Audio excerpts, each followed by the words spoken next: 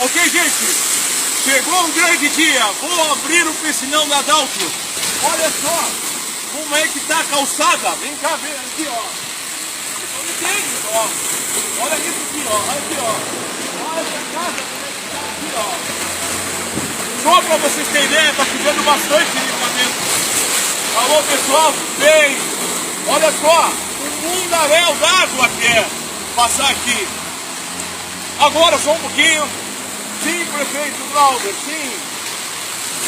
É pra mim abrir o piscinão da Adalto? Sim, prefeito. Sim, e diga para o povo que pode passar, tudo bem. Eu vou abrir o piscinão da Adalto. Atenção, chegou o grande dia.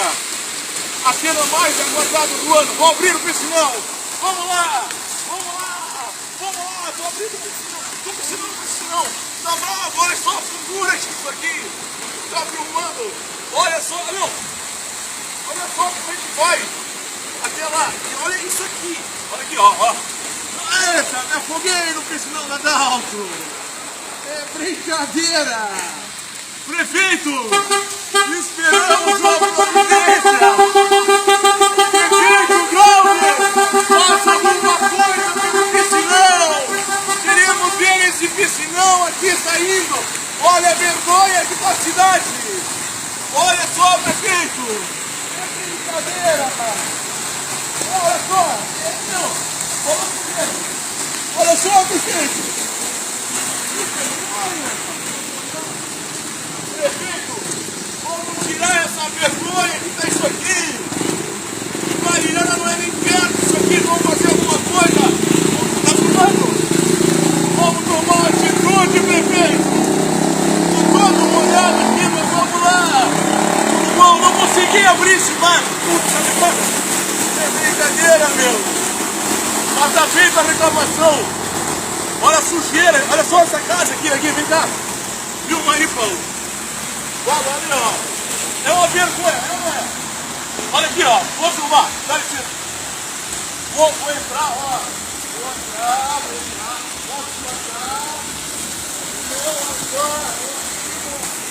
Tá bravo, Paulo?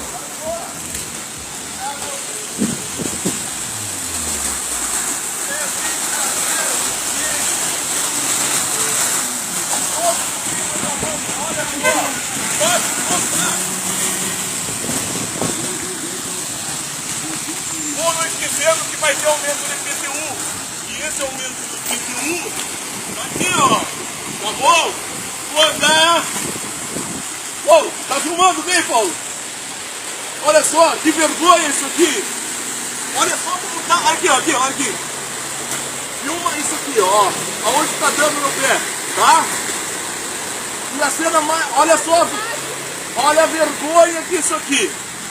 Então a gente pede que as autoridades façam alguma coisa aqui. Olha aqui.